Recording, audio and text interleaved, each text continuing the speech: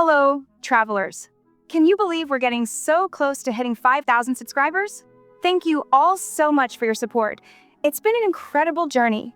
To celebrate, we've partnered with LD Shop to bring you an exciting giveaway of 5 Welcome Moons. Participating is easy.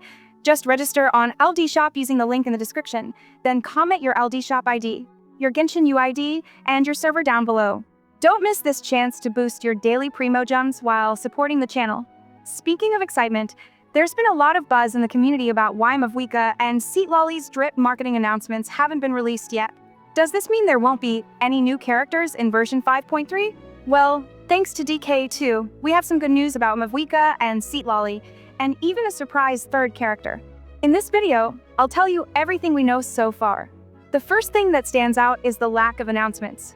By now, we would usually have seen something, so it feels a bit strange.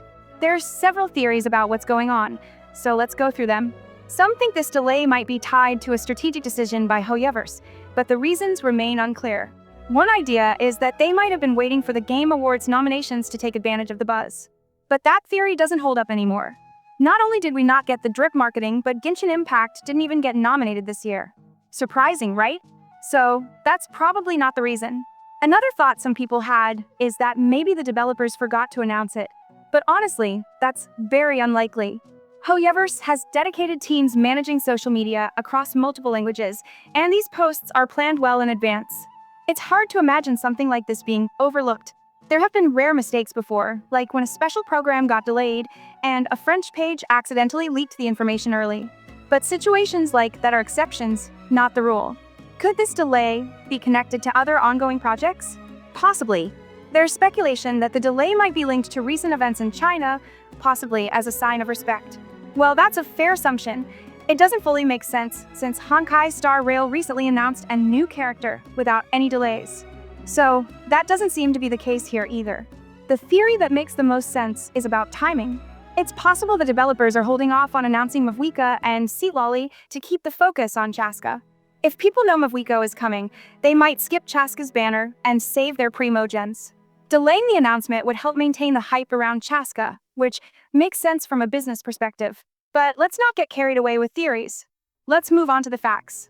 DK2 has already confirmed that Mavuika and Citlali are 100% playable in version 5.3, so there's no delay in their release. The only mystery is why the announcement itself has been postponed. Hopefully, by the time you're watching this video, we'll already have seen their splash art and learn more about their kits. Here's an exciting twist. Flying Flames shared another detail. It's not just Mavuika and Citlali we're expecting. There's also a new 4-star character from Liyue on the way. With a 5.3 beta starting tomorrow, we'll likely get all the details about this mystery character soon. What do you think about all this? Why do you think the drip marketing was delayed? Are you saving for Mavuika, or are you pulling for Chasca? Personally, I'm excited to see what these new characters will bring to the game and how they'll impact the meta.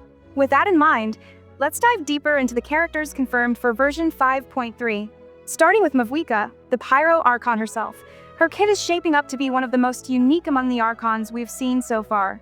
Her elemental skill has 2 forms. A short press summons a fire ring that follows your active character, assisting with attacks. While it's not designed for raw damage, it's incredible for consistent pyro application, almost like Raiden Shogun's ring, but with a fiery twist. The long press, however, is where things really get exciting. Mavuika summons her motorcycle to charge into enemies, dealing significant damage. It's flashy, impactful, and bound to make her a standout character. This could make her an incredible enabler for pyro-based reactions. Could she be the Pyro Xingqiu, or a Pyro Xilonen we've been dreaming of? It all depends on how consistent her pyro application is. Her elemental burst introduces a completely new mechanic.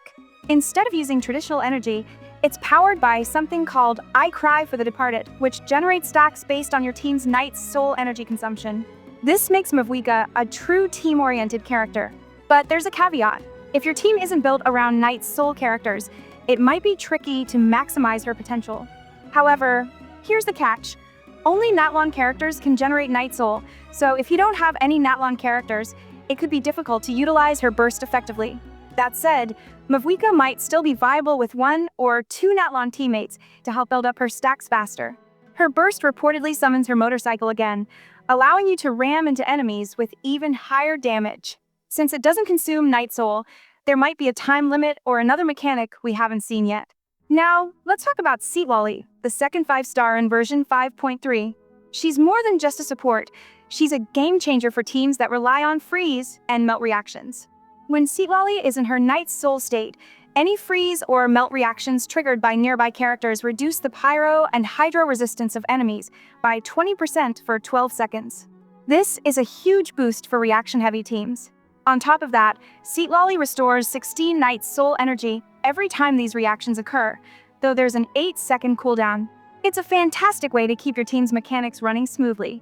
Whether you're a fan of reaction-based gameplay or just love high-utility characters, Citlali looks like an amazing addition. Moving on to the Pyro Traveler, who's already being nicknamed Pyro Shinshio by fans. Their kit focuses heavily on consistent pyro application and off-field support. So if you've ever wanted a pyro unit with that level of versatility, the Pyro Traveler might be exactly what you've been waiting for.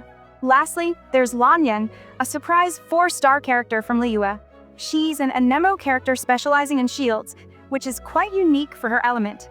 Lanyan's addition brings a fresh dynamic to Liyue-based teams, especially for players looking for more defensive options. She's said to be of a smaller stature, similar to Klee, Chi-Chi, or Yao Yao. Now, with a 5.3 beta starting, it's surprising that the official announcements for these characters haven't been made yet. Whether ImpactVerse is intentionally delaying the drip marketing or there's another reason, it's definitely unusual. But once the beta kicks off, we'll likely get a full look at the gameplay and kits for all these characters. Are you excited about Mavuika tearing through enemies on her motorcycle? Or are you more intrigued by Citlali's reaction-boosting skills? Maybe the Pyro Traveler or Lanyan has caught your attention. Let me know your thoughts in the comments below.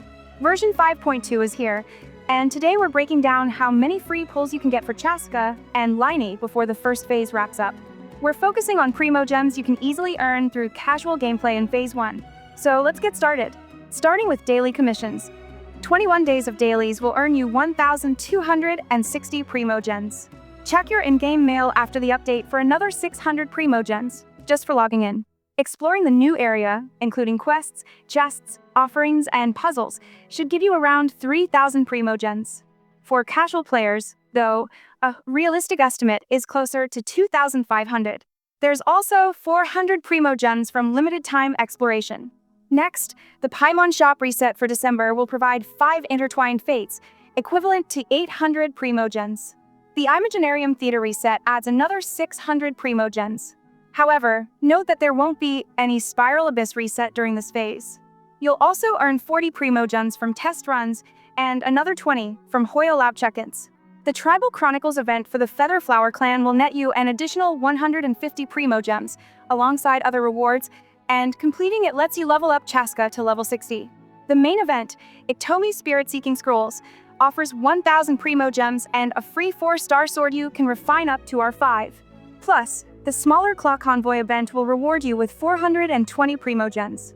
On top of all that, achievements, web events, and redemption codes can give you another 500 Primo Gems.